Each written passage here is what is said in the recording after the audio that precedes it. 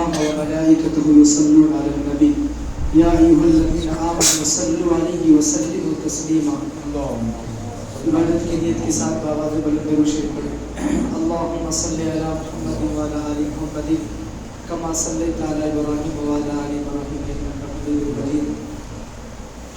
اللهم بارك على محمد وعلى آل محمد كما باركت على إبراهيم وعلى آل إبراهيم إنك حميد مجيد. میرے محترم بزرگوں اور دوستوں، پردہ میں رہنے والی میری مائیں اور بہنیں، السلام علیکم ورحمۃ اللہ وبرکاتہ.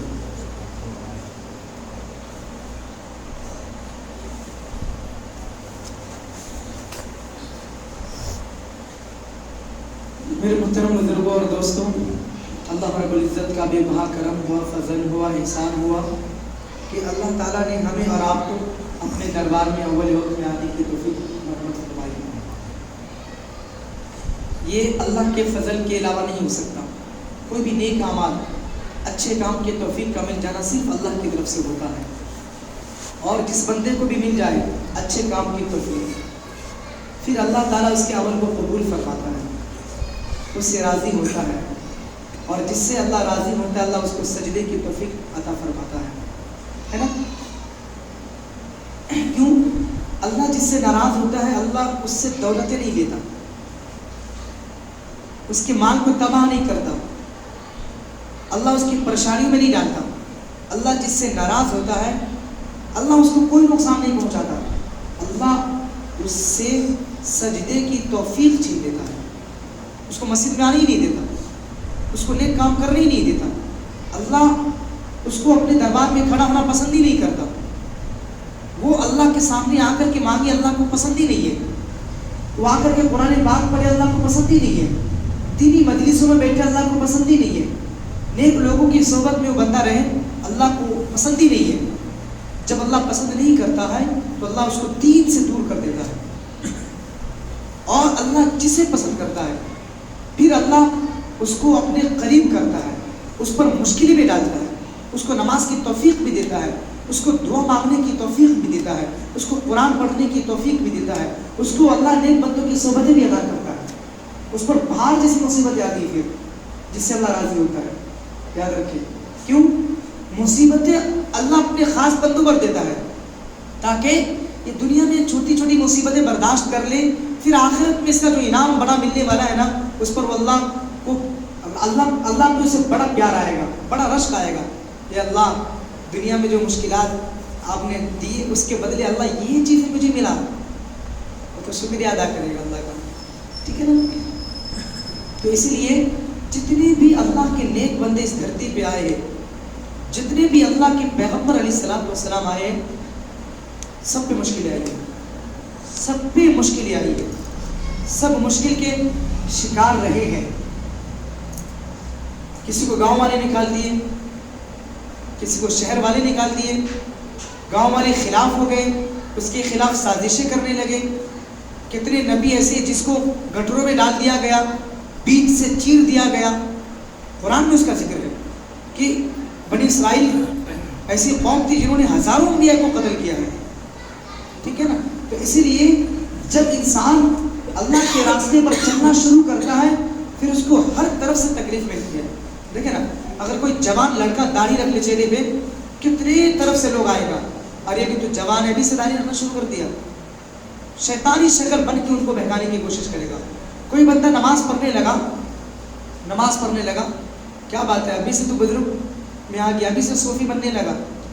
اور اگر وہ بندہ نماز پڑھ رہا اس سے تھوڑی بھول چوک ہو گئی، ارے تو نماز پڑھتا تو ایسا کام کر دیا، ارے انسان ہے، ہو سکتا ہے مجھ سے بھی غلطی ہو سکتی ہے.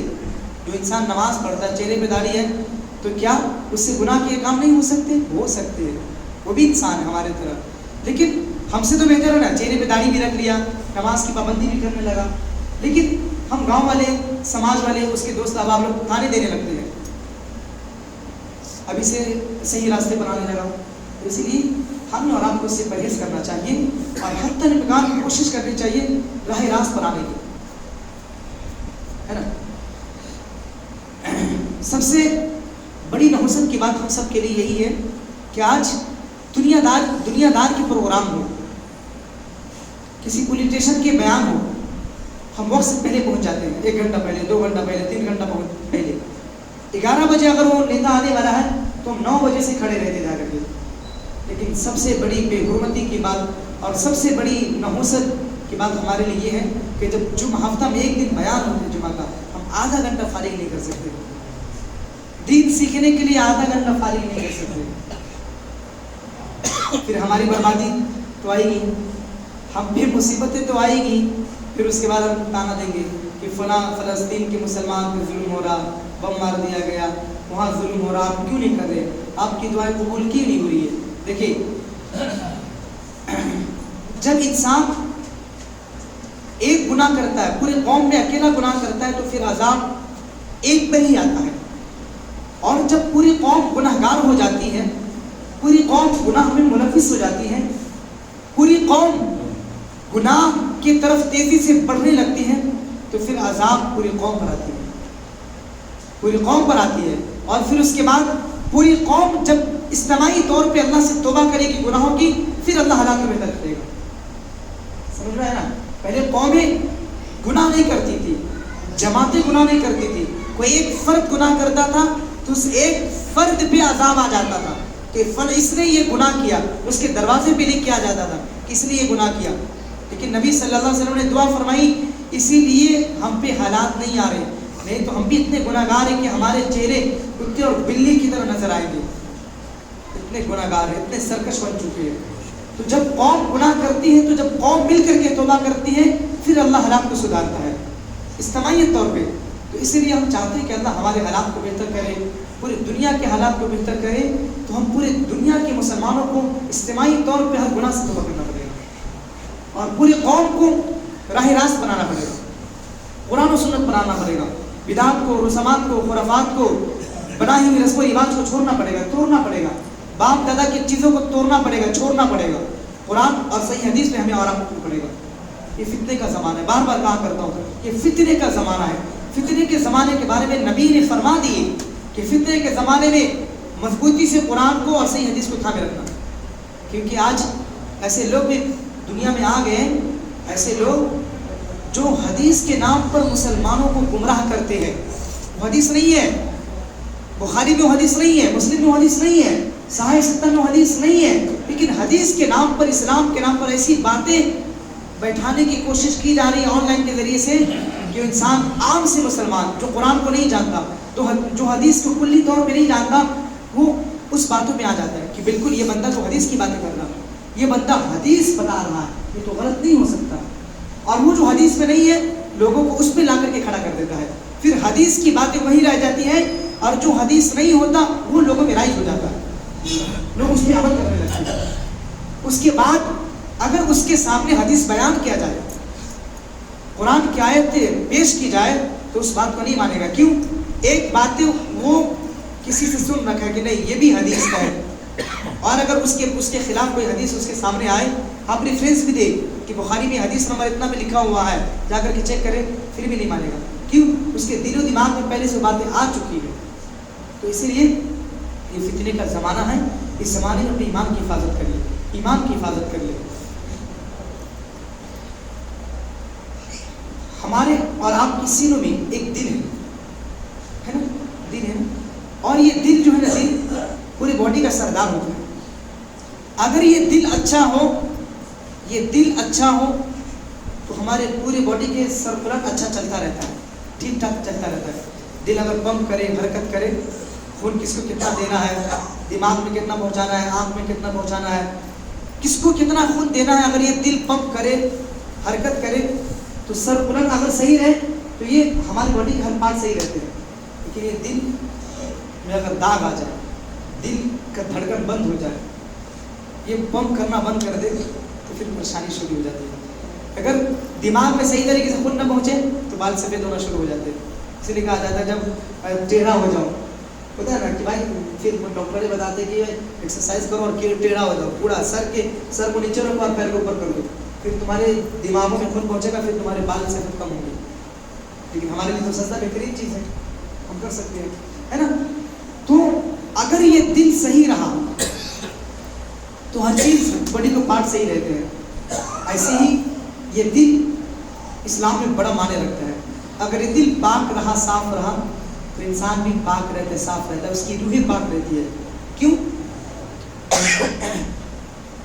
کوئی بھی چیز کا خیال ہمارے دلوں میں پہلے آتا ہے، ہمارے دل کی دھڑکن پہلے بتا دیتا ہے نا. کوئی بھی چیز ہمارے سامنے آتی ہے تو اسی لیے اگر دل ہمارے پاک ہے، صاف ہے، ہم ہر اچھے کام کو کریں گے. لیکن دل ہمارا گندا ہو جائے پھر صحیح باتیں میں سمجھ میں نہیں آئے گا. قرآن آپ کے سامنے پیش کی جائے گی، آپ کے دل نہیں دھڑکے گا. کیوں؟ ہمارے جو دل ہے وہ نرم نہیں، پتھر کے سل ہو چکے ہیں. اب آپ اس کے سامنے کیسی بھی باتیں رکھ دو، جہنم کی کیسی باتیں رکھ دو، قرآن کی کیسی بھی باتیں آیت پیش کر دو، لیکن یہ حرکت میں نہیں آئے گا، یہ راہ راست پر نہیں آئے گا. کیوں؟ دل خراب ہو چکا ہے. جب دل خراب ہوتا ہے تو انسان پہ اثر کرنا بند کر دیتا ہے اچھی باتیں. گناہ اس دل میں جب آ جاتا ہے، گناہ کے وہ دل عادی ہو جاتے ہیں، تو پھر اچھی باتیں اس دل پہ اثر کرنا کم کر دیتا ہے. تو ہم اپنا محاسبہ کریں. اگر ہمارے دل میں گندے خیالات زیادہ آتے ہیں اور گندی چیزوں کی طرف ہمارا خیال زیادہ جاتا ہے، تو پھر دل ہمارا بیمار ہے، اس کو علاج کی ضرورت ہے، ٹھیک کرنے کی ضرورت ہے. اور اگر اس دل میں اچھے خیالات زیادہ آتے ہیں، نہیں، لوگوں کو مدد کرنا چاہیے، سب کے ساتھ نرمی سے پیش آنا چاہیے، اچھے کام کرنا چاہیے، نماز پڑھنا چاہیے، گناہ ہو جائے تو اس پہ شرمندہ ہونا چاہیے کہ نہیں یہ ہم سے غلط ہو گیا، ایسا نہیں ہونا چاہیے، تو پھر دل ہمارا صحیح کام کر رہا. لیکن یہ چیزیں خیال نہیں آتا ہے تو پھر دل ہمارے بیمار ہے، پھر اس کو ٹھیک کرنے کی ضرورت ہے. اگر یہ ٹھیک نہیں کریں گے تو یاد رکھیں پھر ہمیں اور آپ کو قبر کے عذاب سے کوئی نہیں روک سکتا ہے، عذاب قبر سے. اس لیے دل کو پاک کرے، دل کو صاف کرے، ہر گندی چیزوں سے دل کو صاف کرے. یہ دل اللہ نے بنایا ہے نا. تو یہ دل اسی کو دے دو جس نے اس کو بنایا ہے، اللہ کو دے دو. یہ دل جب اللہ کو ہم دے دیں گے نا، خدا را ہماری اللہ دنیا بھی بنائے گا، آخرت بھی بنائے گا. یاد رکھیں، دنیا بھی بنائے گا اور آخرت بھی بنائے گا. دیکھیں ہمارا جو روزی کا مسئلہ ہے، اس دل میں ابھی ہم سب کے دل میں کیا بس گیا؟ دنیا کی محبتیں، دولتیں، بڑی بڑی بلڈنگ، بڑی بڑی گاڑیاں، بڑے بڑے بائک، یہ ساری چیزیں، یہ زمین مجھے ملنا چاہیے، یہ ساری چیزیں ہمارے دل میں بس چکا ہے نا. اسی لیے یہ دل ہمیں آخرت کی طرف نہیں لے کر کے جانا. مرنا ہے اس طرف ہمیں یہ دل نہیں لے کر کے جانا. فرشتے ہمارے اعمال کو لکھ رہے ہیں، کندھے میں بیٹھے وہ لکھ رہے ہیں ہر اچھی بری چیز کو، اس طرف خیال نہیں جاتا ہے. کیوں؟ اس دل میں دنیا بس گیا ہے. اور دیکھیں جب کسی بھی چیز میں اگر مچھلی کو پانی سے نکال دیا جائے تو مچھلی زیادہ زندہ نہیں رہتی ہے. شیر کو اگر پنجرے میں بند کر دیا جائے پھر اس شیر کا خوف دلوں سے نکل جاتا ہے نا، نکل جاتا ہے نا. لیکن اگر ایک شیر ہی ہزاروں شیر کو اگر پنجروں میں بند کر دیا جائے، ہزاروں شیر موجود ہو، پنجرے میں بند ہے، ڈر نہیں ہے، کوئی خوف ہے نہیں ہے. لیکن ایک شیر بھی ہو اور ہم ہزار لوگ بھی ہو، لیکن وہ کھلا ہو، ہزار لوگ ڈریں گے، کب کیا ہو جائے ہے نا. کشتی پانی کے اوپر تو صحیح ہو، لیکن پانی جب کشتی کے اندر آ جائے، ناؤ کے اندر آ جائے، پھر بیڑا غرق ہونا ہے یا نہیں ہونا، کشتی کو نیچے ڈوبنا ہے نہیں ڈوبنا ہے. تو ایسی دنیا کمانا ہے، دنیا کمانے کے لیے اللہ منع نہیں کرتا ہے. دنیا کماؤ، خوب کماؤ، حلال روزی کماؤ، تجارت کرو. حتیٰ کہ اگر سارے حضرات کاروبار کو بند کر دے، بزنس نہ کرے، نوکری نہ کرے، تو پھر مسلمانوں کے لیے فرض ہو جائے گا، ضروری ہو جائے گا تجارت کرنا.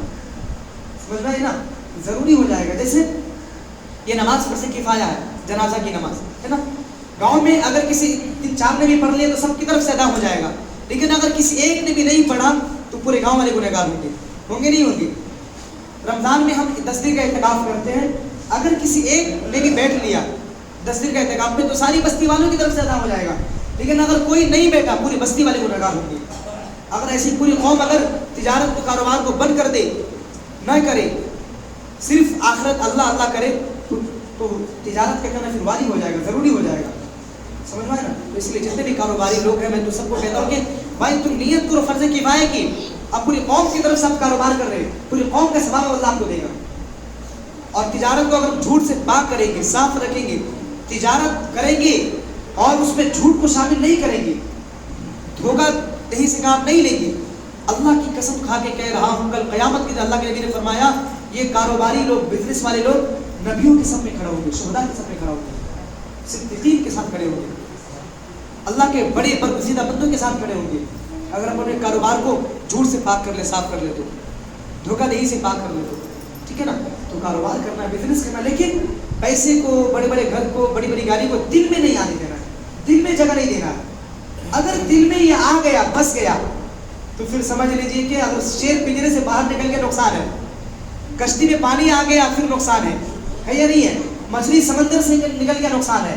تو ایسی جب تک انسان دنیا کما رہا لیکن دنیا دل میں نہیں ہے تب تک تو صحیح ہے, ٹھیک ٹھاک ہے, لیکن یہ دنیا جب دل میں آ گیا تو پھر انسان کا بیڑا غرق ہو رہا ہے. دنیا کو محبت دل میں بسنے نہیں دینا. کیوں؟ یہ آپ کو خیال رکھنا ہے کہ یہ دنیا کچھ نہیں ہے. مچھر اللہ کے یہاں, اللہ کے نزدیک مچھر کے پر کے برابر بھی نہیں ہے. بتا رہا اگر مچھر کے پر کے برابر کی دنیا اللہ کے نظر میں حیثیت رکھتی نا, کافروں کو اللہ ایک ووٹ بھی نہیں دیتا اس دنیا سے. سمجھ میں ہے نا. تو اسی لیے ہم اگر اللہ کے ماننے والے ہیں, نبی صلی اللہ علیہ وسلم کی سنتوں پر عمل کرنے والے ہیں, تو اللہ ہمیں مشکل میں نہیں ڈالے گا. لیکن اللہ کے نظر میں دنیا کی کوئی حیثیت ہی نہیں ہے. اللہ نے ہمیں اور آپ کے لیے جنت بنایا ہے, اللہ ہمیں اور آپ کے لیے جنت بنایا ہے. اور اللہ کہہ رہا ہے کہ دنیا کے بس تھوڑے تھوڑے مشکلات کو جھیل لو اور راہ راست پر آ جاؤ. یاد رکھو آخرت میں بڑا انعام میں تمہیں دوں گا. سمجھ میں آئے نا. تو بس آخرت کا یقین, آخرت کو سامنے رکھ کر کے زندگی گزارے, آخرت کو سامنے, قبر کو سامنے رکھ کر کے زندگی گزارے. سب سے عقل مند انسان وہ ہے جو موت کو کثرت سے یاد کرتا ہے. لیکن اگر میں موت کی باتیں یہاں پہ کروں آپ کو غصہ آئے گا, کیا مولانا صرف موت کی باتیں کرتے ہیں, غصہ آئے گا, جبکہ یہ برحق ہے, یہ سچ ایک دن چلے جانا ہے. تو اگر ڈاکٹر نے کہہ دیا کہ یہ بندہ 1 مہینے سے زیادہ زندہ نہیں رہے گا, اللہ اکبر, یقین ہو جاتا ہے. لیکن اللہ کے نبی صلی اللہ علیہ وسلم کا خود جملہ ہے کہ جب میں ایک طرف سلام کرتا ہوں تو میں دوسری طرف سلام پھیر پاؤں گا نہیں پھیر پاؤں گا مجھے معلوم نہیں ہے. تو ہم اگلے 1 منٹ میں بھی مر سکتے ہیں, 1 سیکنڈ میں بھی مر سکتے ہیں, اس مہینے بھی مر سکتے ہیں. تو پھر ہر دن کو آخری دن سمجھ کے کیوں نہیں زندگی گزارتے ہیں, ہر نیکی کو آخری نیکی سمجھ کے کیوں نہیں زندگی گزارتے ہیں, ہر گناہ سے بچنے کی کیوں نہیں کوشش کرتے. کیا پتہ اس گناہ کے بعد میری موت آ جائے, یہ گناہ کروں گا, یہ جھوٹ بولوں گا, یہ غلطی کام کروں گا, خدا موت آ جائے آگے تو بس میری مرضی. تو اسی لیے ہر نیکی کو آخری نیکی سمجھ کر کی زندگی گزارے. ہو سکتا ہے یہ 5 وقت کی جو نماز آج میں پڑھا ہوں کل توفیق نہ ملی, سمجھ میں ہے نا. تو اسی لیے ایک بھی نیکی ہاتھ سے جانے مت دو. راستے سے کوئی بھی گزرا, مسلمان ہے, سلام کرو, نیکی ملے گی, ثواب ملے گا, ہے نا. کوئی بھی محتاج بندہ آ گیا, پریشان بندہ آ گیا, جو پیشہ ور فقیر ہے اس کو تو نہیں دے رہا ہے, پانی پلاؤ, کھلی بلی کرو, ٹھیک ہے نا. لیکن کوئی گاؤں میں ایسا محتاج ہے, غریب ہے, لاچار ہے, بے بس ہے, بے سہارا ہے, جس کو آپ یا آپ کے قریبی رشتہ دار ہے, جس کو آپ جانتے ہیں, اگر ایسے لوگ محتاجی میں ہیں اور آپ کے پاس ہے, اللہ نے دیا ہے, چپکے سے کچھ دے دے, انشاءاللہ اللہ تعالیٰ کو اس کا اجر دے گا, ٹھیک ہے نا. تو اچھے اچھے کام کرتے رہے. دیکھیں ہمارے سامنے رات میں جو بڑی رات تھی, جس نے بھی عبادت کی ہوگی اللہ اس کے گناہ کو معاف کیا ہوگا. جو عبادت رات میں عبادت کا کرنا فرض نہیں تھا, لیکن جو انسان گناہ نہ کیے ہوں گے, گناہ سے بچے ہوئے, سو گئے ہوں گے, وہ بھی اچھا کام کیا. لیکن جاگتے ہوئے جو انسان لاپرواہی کیا ہوگا وہ بڑا غلط کیا. جو انسان کچھ نہیں کیا, عشاء پڑھ کے سو گیا, کوئی مسئلہ نہیں ہے, لیکن جو انسان جاگتے ہوئے غلط کام کیے ہوں گے اس کے لیے بڑا مسئلہ بننے والا ہے, بڑا مسئلہ بننے والا ہے. تقدیر لکھی جانے والی رات تھی. اور بھی حدیث ہے, شب قدر میں بھی تقدیر لکھی جاتی ہے, لیکن اس کے بارے میں بھی ہے, راجے کل اس کے بارے میں, لیکن اس کے بارے میں بھی ہے. کیا پتہ یہ رات بھی ہو سکتی ہے, ٹھیک ہے نا. تو اس لیے خیر جو بھی موقع ملے اس کو غنیمت سمجھ کر کے زندگی گزارے اور خدمت اور عبادت کے ساتھ گزارے. ہمارے سامنے مہمان والا مہینہ آنے والا کون سا, رمضان. اس کی تیاری قربت شروع کر دیے, کام کاج کی ترتیب قربت کرنا شروع کر دیے. کم کرنا ہے رمضان میں اور سسٹم قربت بنا لو, خدا را بنا لو, بڑا اچھا کام ہے. کیونکہ ہمارے گھر میں جب کوئی بڑا مہمان آتا ہے, گھر کی صفائی ہوتی ہے نہیں ہوتی ہے, گھر میں خوشبو لگائی جاتی ہے, رومال جلایا جاتا ہے, اگربتی جلایا جاتا ہے, ہوتا نہیں ہوتا ہے, صاف کیا جاتا ہے, ہر باتھ روم تک کو صاف کیا جاتا ہے. اللہ کا مہمان آ رہا, ہمیں اور آپ کو مغفرت کرانے والا مہینہ آ رہا ہے, نیکی دینے والا مہینہ آ رہا ہے. تو اس مہینے کا, اس مہمان کا ہمیں اور آپ کو اکرام کرنا ہے. ابھی سے گھر کی تیاری شروع کر دے, گھر کو صاف کرے, پاک کرے, خود بھی تیار ہو جائے اس رمضان میں کیا کیا کرنا ہے, کہ کیا کیا روٹین بنانا ہے, قرآن کو کیسے سمجھنا ہے, قرآن کو کیسے پڑھنا ہے, کتنی مرتبہ درود شریف پڑھنا, وہ ساری چیز بنا لیں انشاءاللہ. بنائیں گے انشاءاللہ. اللہ ہمیں اور آپ کو صحیح معنوں میں صحیح طریقے سے عمل کی توفیق عطا فرمائے. سنت پر وما علینا الا البلاغ.